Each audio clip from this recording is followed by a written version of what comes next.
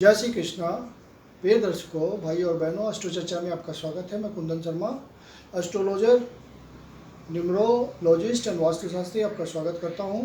मेरा आप लोग को सादर नमस्कार। आज के वीडियो में हम केपी एस्ट्रोलॉजी से एक छोटे से टॉपिक की चर्चा करेंगे कि किसी की कुंडली से आप कैसे पता करेंगे कि उसके जीवन में स्ट्रेस भरा जीवन है उसका, या हर समय वो तनाव में रहता है। ज़िंदगी का ज़्यादातर समय उसका तनाव में गुजरना है, टेंशन में गुजरना है, परेशानी में गुजरना है, स्ट्रेसफुल लाइफ जीना है, तो वो कुंडली देखते ही पता चल जाता है केपी से। केपी की बस एक ही शर्त होती है, कृष्ण मूर्ति पद्धति से जो हम देखते हैं उसमें एक ही रिक्वायरमेंट होती है कि आपका डेट ऑफ बर्थ और टाइम करेक्ट होना चाहिए, नहीं तो रिजल्ट गलत आएगा, उससे मत देखिए। तो एक हम चर्चा कर रहे हैं इस इम्पॉर्टेंट टॉपिक की, क्योंकि आज के संदर्भ में इसका बहुत महत्व हो गया है कि तनाव मुक्त जीवन कैसे जिएं, कैसे पता चले कि मेरे जीवन में तनाव बहुत है। यदि तनाव है तो एस्ट्रोलॉजी की भी ड्यूटी बन जाती है एस्ट्रोलॉजर की कि वो उसको उस तरह से सलाह दे ताकि वो तनाव मुक्त हो सके। तो बहुत सिंपल सा रूल है केपी में तनाव देखने का। तो कस्पल सब लॉर्ड जो होता है वही रिजल्ट देता है केपी में।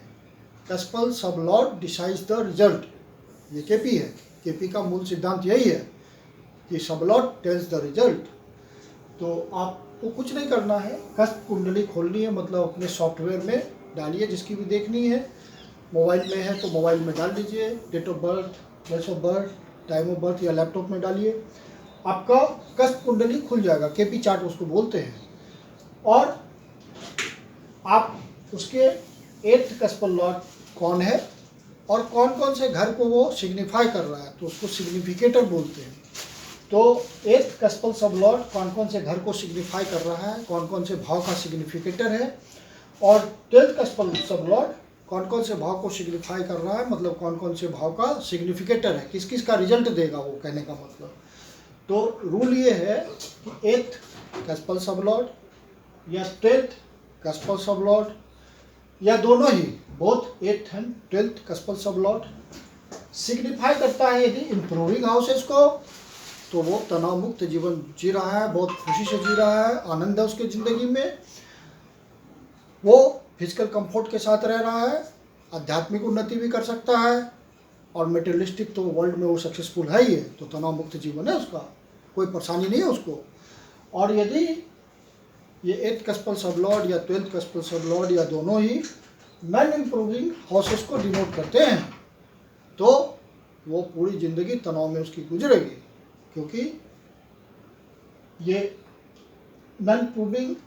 नॉन इम्प्रूविंग जो हाउसेज होते हैं वो केपी में चौथे कस्प को, मतलब चौथा घर, 5वां घर, कस्प बोलते हैं घर को, वहाँ भाव को वहाँ कस्प बोला जाता है केपी में। तो चौथा कस्प, 5वां कस्प, 7वां कस्प, 8वां कस्प, 9वां कस्प, 12th कस्प, 12वां कस्प, ये सारे नॉन इम्प्रूविंग हाउसेज है। आप ध्यान दीजिए, तो हमारा जो वैदिक ज्योतिष में 5वें घर को और 9वें घर को बहुत पवित्र घर माना जाता है, त्रिकोण है, लेकिन केपी में ये खराब माना जाता है। तो और 6, 8, 12 तो सबसे खराब माना जाता है। 6, 8, 12 का कॉम्बिनेशन सबसे खराब होता है। छठा घर स्ट्रगल देता है, 8वां घर पीड़ा देता है, और 12वां घर कंप्लीट लॉस कराता है। तो इसलिए 6, 8 का कॉम्बिनेशन वहाँ खराब माना जाता है। और केपी में group of houses, group of cusps combination result देता है, कोई सिंगल हाउस रिजल्ट नहीं दे पाता। ये केपी का थ्योरी है। तो नॉन इम्प्रूविंग हाउसेज जो हुए 4, 5, 7, 8, 9, 12, और जो इम्प्रूविंग हाउस हुए वो 1, 2, 3, 6, 10, 11।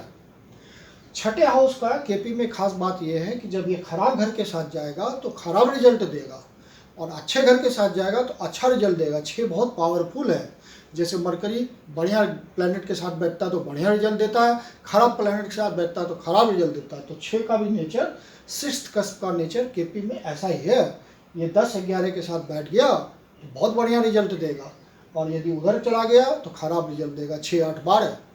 तो आपको बस सिर्फ इतना देखना है कि 8वां कस्पल सबलॉट कौन कौन से घर को सिग्निफाई कर रहा है, 12वां कस्पल सबलॉट कौन कौन से घर को सिग्निफाई कर रहा है, या दोनों ही 8th and 12th कस्पल सबलॉट कौन कौन से घर को सिग्निफाई कर रहे हैं। यदि मेजॉरिटी ऑफ द जो कष्ट है यदि नॉन इम्प्रूविंग हाउसेस के हैं तो व्यक्ति फुल ऑफ स्ट्रगल लाइफ जिएगा, तो उसको उपाय करने पड़ेंगे और तो उसको शांति मिलेगी, सुख शांति मिलेगी, स्ट्रेस फ्री होगा वो, नहीं तो पूरी ज़िंदगी स्ट्रेस को झेलना है। तो एक एग्जांपल मैंने लिया है अपने क्लाइंट का जो कि स्ट्रगल फुल लाइफ जीता है, जी रहा है और आगे भी जिएगा, लेकिन ये बार बार उपाय इसको बताता हूँ तो ये स्ट्रेस फ्री बहुत हद तक हो जा रहा है। तो इनका डेट ऑफ बर्थ टाइम मैंने लिख दिया है, आप भी चेक कर लीजिएगा। डेट ऑफ बर्थ 12 दिसंबर 89, टाइम ऑफ बर्थ 1:10 रात्रि का और प्लेस ऑफ बर्थ सिलीगुड़ी। इसका केपी कुंडली है ये। और हमने 8th कस्पल सबलॉट को देखा जो कि मार्स है और ये सिग्निफाई कर रहा है दूसरे कस्प को, तीसरे कस्प को, चौथे कस्प को, 7वें कस्प को, 8वें कस्प को, 9वें कस्प को। तो इसमें से आप देखेंगे तो 4, 7, 8, 9 ये सब नॉन इम्प्रूविंग हाउसेज है। तो 8 कस्प तो कंफर्म कर दिया कि इस व्यक्ति की स्ट्रेसफुल लाइफ होगी। अब 12th कस्पल लॉट को देखते हैं, जुपिटर को, तो ये भी वैसा ही है, नॉन इम्प्रूविंग हाउसेस 4, 5, 7, 9। इसमें इम्प्रूविंग हाउसेज तो है ही नहीं, सारे के सारे नॉन इम्प्रूविंग हाउसेज है। तो ये व्यक्ति बहुत ज़्यादा स्ट्रगल में रहता है, बहुत स्ट्रेसफुल लाइफ जीता है और बहुत ही तनाव में रहता है। तो इसको बार बार उपाय करने पड़ते हैं, उपाय कर रहे हैं और अध्यात्म की शरण में इसको भेजा हूँ तो ये बहुत हद तक ऊपरी इसको थोड़ी शक्ति मिलती है, ऊपरी दैवी कुछ आशीर्वाद मिलता है, तो ये थोड़ा तनाव मुक्त जीवन जीता है। तो आपका एक सिंपल सा सिद्धांत है केपी में कि कोई व्यक्ति ज़्यादा स्ट्रगल कर रहा है, स्ट्रेसफुल है, तनाव से भरा हुआ जीवन है, तो आप फट से आइए 8th कस्पल सबलॉट को देखिए, उसके डिटेल्स को डाल के, लेकिन टाइम ऑफ जो बर्थ है वो करेक्ट होना चाहिए, नहीं तो ये मत लगाइए, डेंजरस होता है, गलत रिजल्ट देगा। और 12th कस्पल सबलॉट आपका चेक कीजिए, या 8th कस्पल सबलॉट या 12th कस्पल सबलॉट या दोनों ही नॉन इम्प्रूविंग हाउसेस डिनोट कर रहे होंगे, जो कि यहाँ मैंने लिखा है। मेजॉरिटी कस्प वही होंगे, तो उस व्यक्ति का स्ट्रेसफुल लाइफ होगा, ये कंफर्म हुआ। ये बहुत ही केपी एक बहुत ही लाजवाब टेक्निक है, नक्षत्र ज्योतिष इसको कहते हैं हिंदी में, कॉन्स्टलेशन का ज्योतिष है ये। और इसमें कहा गया है कि ग्रह अपना रिजल्ट तो देता ही है, साथ में अपने स्टार का भी रिजल्ट देता है। तो और कस्पल सबलॉट मतलब सबलॉट डिसाइड करता है रिजल्ट अच्छा होगा या खराब होगा। यही केपी की थ्योरी है, छोटी सी लेकिन बड़ी गंभीर थ्योरी है और बहुत परफेक्ट रिजल्ट देती है। यदि टाइम ऑफ बर्थ आपका बर्थ करेक्ट हो, टाइम ऑफ बर्थ, तो बहुत लाजवाब रिजल्ट देती है। क्विकली हम देख लेते हैं फटाफट। वैदिक से भी हम इसको एनालाइज कर सकते हैं, वैदिक के बिना तो कोई भी ब्रांच ज्योतिष की नहीं है, क्योंकि सारी थ्योरी तो वही लगती है। अब भाव के रिजल्ट कहाँ से लाएंगे?